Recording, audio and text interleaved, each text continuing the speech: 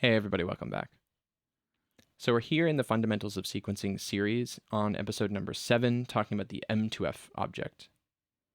This object is pretty crucial. mtof stands for MIDI to frequency, and what it does is takes in MIDI note values and it outputs frequencies. So you can see I have one here, it's yellow. There's also, by the way, a companion object, which is mtof with no tilde. So if you're working with signals, use mtof tilde. If you're working with normal integers and floats, just use mtof. I'm almost always working with signals, so I'm going to use the tilde one.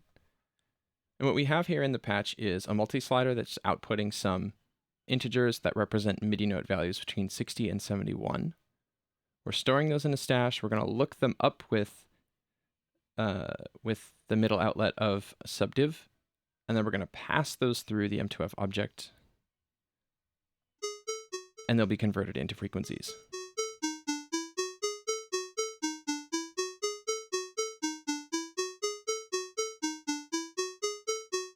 And the reason that this is valuable is because the way that we hear frequencies, if I hear the frequency 440 hertz, I register that as some pitch. I think it's an A. And then if I hear the frequency 880 hertz, I register that also as an A 1 octave higher. If I then hear 440 again and then hear 220, then I hear 220 as being 1 octave below 440. In other words, the difference between 220 and 440 and the difference between 440 and 880 is the same to our hearing, even though it's not the same number of frequencies. So what MIDI notes allow us to do basically is take this logarithmic quality of our hearing and use a linear range so that we know that the difference between MIDI note 2 and the MIDI note 3 has the same amount of pitch difference as the difference between MIDI note 100 and MIDI note 101. An mtof object makes it really, really easy for us to basically get from those MIDI note values into those frequencies. So we're using it in the most basic way here, where we're just sending MIDI notes in. It can accept floats. So if I change my multi-slider into floating point mode and I draw some floats, then it works. And you can see it sounds a little out of tune because it literally is. When we send these floating point values, we're sending numbers in between the actual notes that we're accustomed to using. So to us, it sounds out of tune. And we'll talk in a little bit about why this is actually kind of a cool capability.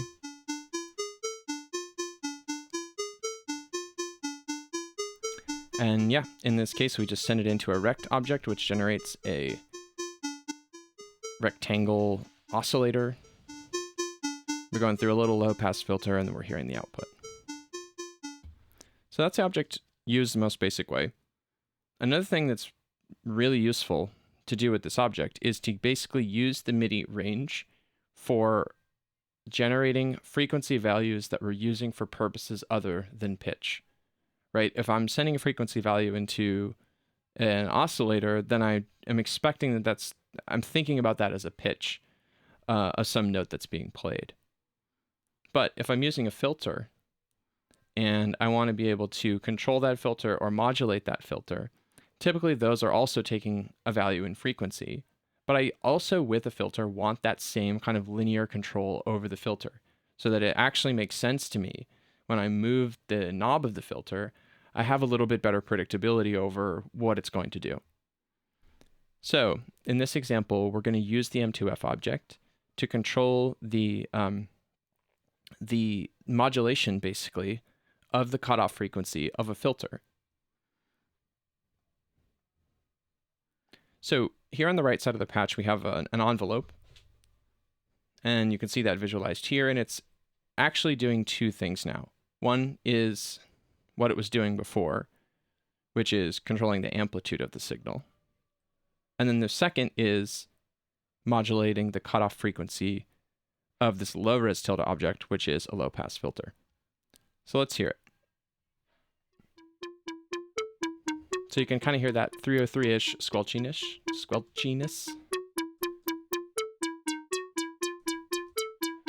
as that filter sweeps. So when the envelope starts, the filter value is near the bottom of this range. MIDI note 79.19. And at the end of the attack phase, the value is the filter is at whatever frequency is associated with the MIDI note value 133.1. And this points out that this M2F object can actually take values beyond the kind of standard MIDI note range of 0 to 127, and that really can be useful in these kinds of situations where we're controlling something like a filter. Because MIDI note 127 is only like 12,000 something, and sometimes you want your filters to go closer to the edge of the audible frequency range, which for a lot of us is somewhere between 16,000 and 20,000 hertz.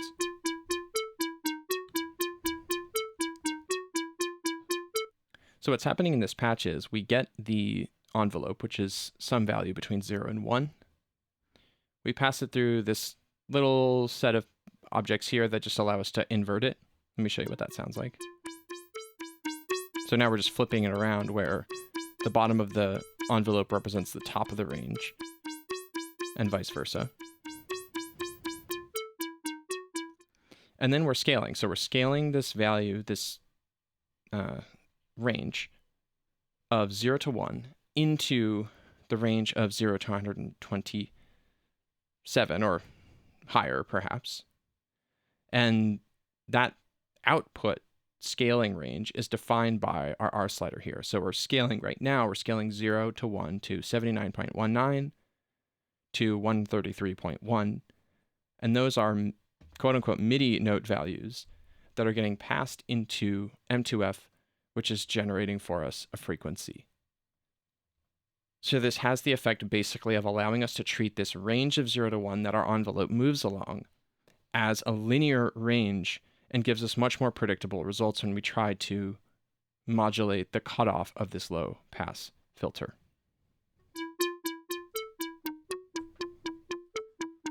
And you can get some cool results.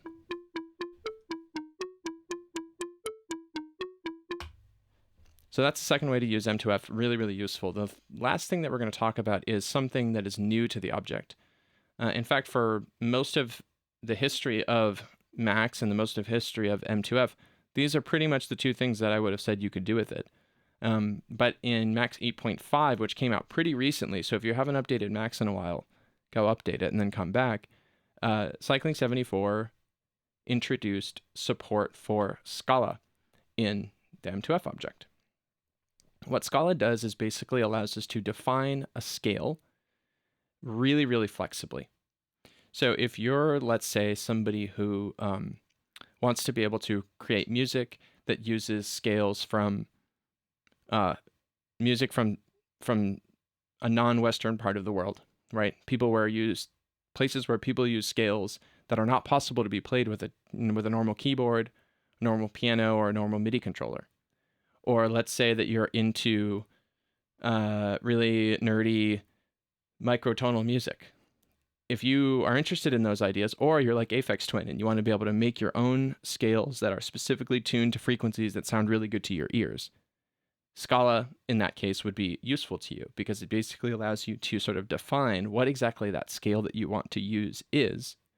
And then now in Max, we can feed that Scala scale into M2F, and it will handle for us the mapping of regular MIDI notes into the frequencies that are mapped to that scale. So here I have 3 M2F objects. We're going to ignore the one on the right for a little bit. The one on the left is M2F in its default state, and the one in the middle is M2F that has been scaled, or it's been given some scale that isn't the default. And in that case, it's this Pelog ME3 scale, which is an Indonesian gamelan scale. And you can see here that we have adder UIs connected to both of the M2F objects, and they're showing this scale attribute. And for the one on the left, this is what the default one looks like. And I'll talk a little bit more about what all these numbers mean, but for now, just understand that this is basically a list it describes the scale. When I send the scale name Pelag ME3 message into mtof, it automatically converts the scale for me and creates this list. If I actually send into the object scale name none, we get the same list that we have over here, but if I send scale name Pelag ME3 again, we get this list. Down below, we are going to send a MIDI note value of, let's say, 64 into both of these. And on the left, you see that we get a frequency of 329.6 hertz. And then if we convert that back into a MIDI note using the f2m tilde object, which does the opposite of mtof, converts a frequency into a MIDI note, we just get the same thing that we put in. However, in the middle here, if we take the frequency that mtof has mapped to the Pelag ME3 scale, and then we convert that back into a MIDI note, then we get a different value. So this is really powerful. If we wanted to, we could have skipped this whole part down here on the bottom and just take the frequency and say feed it into the rect or a cycle or whatever and generate some sounds that way. But if you have an instrument that is expecting to receive MIDI, you can actually use this combination of mtof and f2m to get MIDI that has been adjusted to conform to the scale that you're using, which is pretty incredible. So the value that we get here, the left side is just a MIDI note, so MIDI note 60. And then the right side can be thought of as kind of a percentage offset from that MIDI note. So we're 93% of the way to MIDI note 61. And in order to get the synthesizer to actually use this information, we need to split these two things apart. So on one hand, we'll just get 60 by rounding the value to the nearest whole number. And we're going to pass that into an mc.midi player object, which is going to generate MIDI messages for us. And if you haven't seen the video on this object, if you don't know what it does, go watch that video. I'll put the link up above. And on the right-hand side here, we're taking the point to the right of the decimal point. And eventually, we're sending that out as pitch bend using a MIDI format object. So this second to the right inlet of MIDI format is for pitch bend messages. And when I use this high-res 1 argument inside of MIDI format, it's expecting me to give it a pitch bend value that is a floating point number between -1 and 1. And in this piece of patching, what we do is use a modulus to extract that point to the right of the decimal point. We then map this so that it is compatible with the pitch bend range setting that you have on the synth. Because if you have a synth with a keyboard and it has one of those pitch bend wheels, if you push the wheel all the way to the top, the amount of bend that creates, whether that's 1 semitone, 2, 3, 5, a whole octave, is usually a parameter that you set within the synth. Because what we're kind of doing here is repurposing that pitch bend capability in order to tell the synthesizer to play very specific MIDI note values, we also need to make sure that we match the pitch bend range that the synth is using to what we're going to send it. Right? If the pitch bend range were, say, 2, then I would want to send basically half this value because we only want it to go 93% of the way to MIDI note 61. If this is really what you're using pitch bend for in this particular situation, then probably the best thing to do would be to set your pitch bend range in the synth to 1 and then use 1 here, because then you get lots of resolution, right? So now the synth should respond, assuming that the synth is tuned correctly, it should respond pretty accurately and play notes precisely in the scale that you want them to. And going back to Aphex Twin, I think I can't remember where it was, but there was an article somewhere on the internet about how he worked with some Korg engineers who made for him this little metal box that does exactly this thing. It takes in MIDI notes, converts them into one of Aphex Twin's special custom scales, and then outputs MIDI plus pitch bend that allows the synth to play the exact pitch that he wants. And in fact, if you were so inclined, you could use Rainbow to do this exact patching, because all of this would work in Rainbow as well. You could push that Rainbow patch to a Raspberry Pi, and then have pretty much the same thing that Aphex Twin has, this cool little box that sits in between your keyboard or your sequencer and your synth and does this mapping, which would be pretty amazing.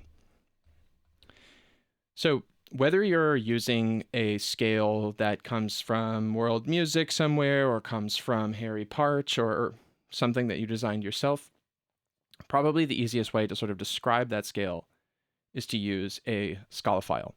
So let's talk a little bit about what exactly Scala is. We understand that it allows us to map to scales, but like, how does it work?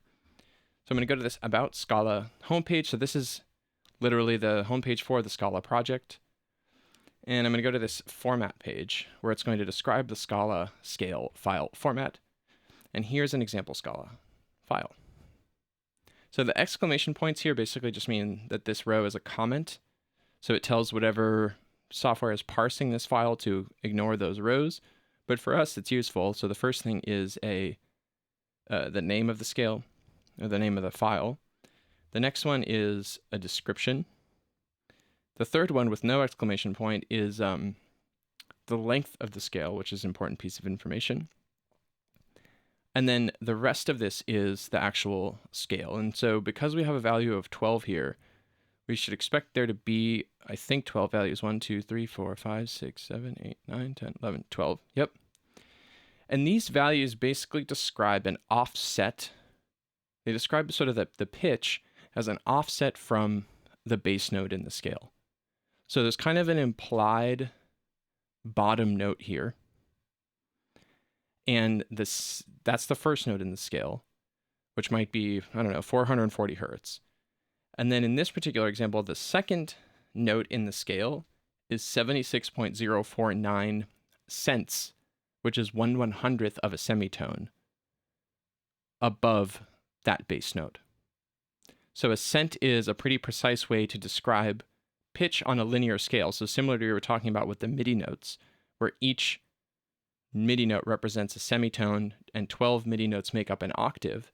A cent is basically just a higher resolution version of that, where there's 100 cents per semitone, and therefore there's 1200 cents per octave. So that's what any of these decimal values that you see mean. It's just the offset from the bass note represented in cents. When you see these fractions, though, this is something different. This is describing a ratio that describes the difference in frequency relative to the bass note. So if the bass note is 440 hertz, 5 over 4 is 1.25. So the resulting frequency that should be played here is going to be 1.25 times 440, or whatever that bass note is. And of course, this scale will repeat over the, over the audible spectrum. So there'll be multiple octaves of this. But if we imagine that we're just playing this scale with a root note of 440, then 440 times 1.25 is going to be the frequency that gets selected at this particular note. So the easiest way to describe why or to understand rather why this ratio is useful is to look at the final note, where it's basically telling us, hey, the last note in this scale is the same as the first, it's just 1 octave higher, which means that we're taking a doubling of that frequency. So depending on how it makes sense for you to define your scale, you can use either of these cent values or the ratios, or, as shown here, a combination of the two.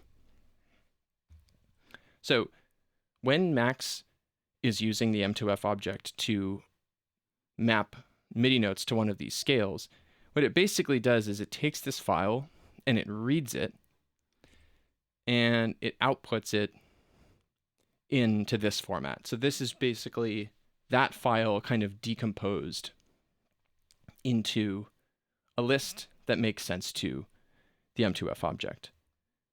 When we send this scale name message with a scale name, we're telling the mtof object to load a scale that is already bundled with Max.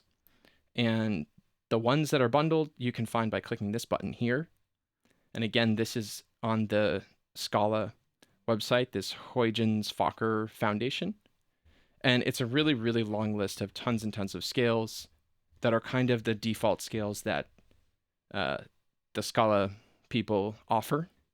And there's like a million of them. It's actually, I think, a little bit overwhelming how many of them there are.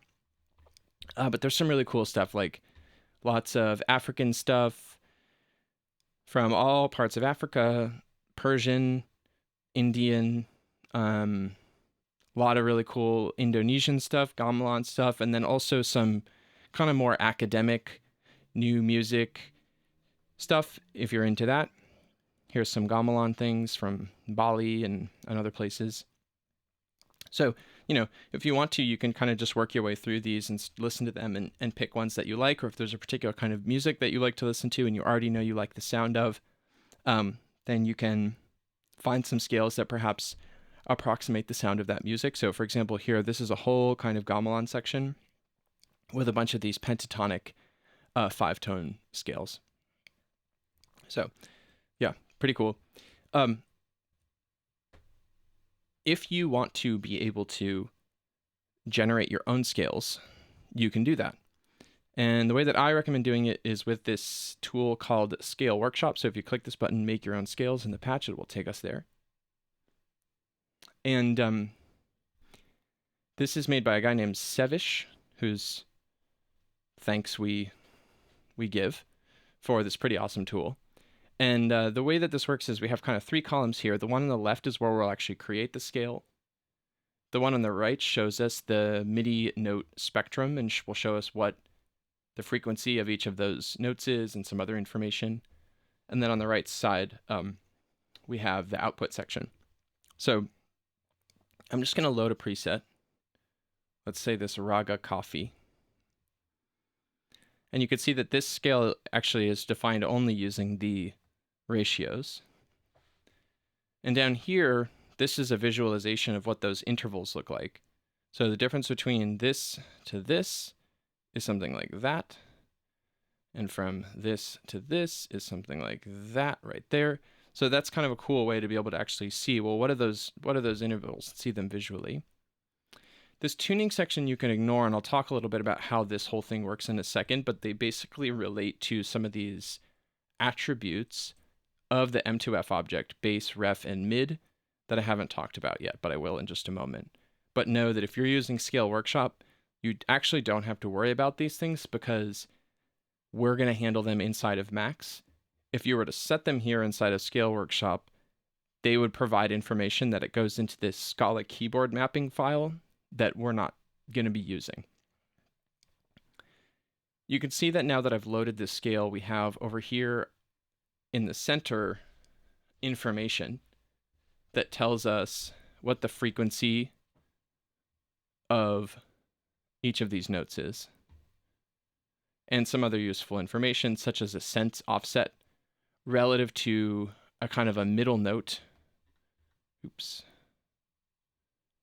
A middle note, which is in this case 69, and again I'll talk about what all this means in a moment. And on the right we have the output section. So if I click Scala file, it'll just generate that file for me and allow me to save it to my computer. I've actually already done that. So I have a ragacoffee.scl saved on my machine, and this will actually also be included in the GitHub repository for this whole fundamentals, actually really for the entire set of tutorials that I do on Max. So this should just work. If I click that, I have that file name going into this abstraction that I've created, which is called pdm.scala.parser. And what that does is turn a file name that perhaps Max does not know about, right? Because it's not in Max's Scala archive. It takes that file name and it actually generates this scale list that the mtof object needs. So if you want to use your own custom scales, basically the first thing you have to do is create the Scala file using something like Scale Workshop. And then from that Scala file, you need to get this scale list. And that's what this abstraction is useful for doing. And again, this patch will be in the package. You can see the file by clicking the View button. So there it is. And Sevish puts a little shout out to himself in here, which I don't blame him for doing. And when we send that scale message into the mtof object, we're now telling that mtof object to map any incoming MIDI note values to this Raga coffee scale. And you can see that it's now producing a different frequency value and different MIDI note values from the other two pairs of mtof and f2m. Final thing to talk about here is the bass, ref, and mid. So we've been talking about these scales as offsets from some bass note, right? When we looked at the Scala file, which was here, or even we can look at our one in Max, let's do it here. These basically are all offsets from a bass note, which is the first note in the scale, and then row 9 here is the second, third, fourth, fifth, etc. Right? So what that bass note actually is, and what the tuning of that bass note is, in other words, what frequency that is what's set by these bass, ref, and mid parameters. So the mid basically says, if I give it 60, if I pass a value of 60, let's do that.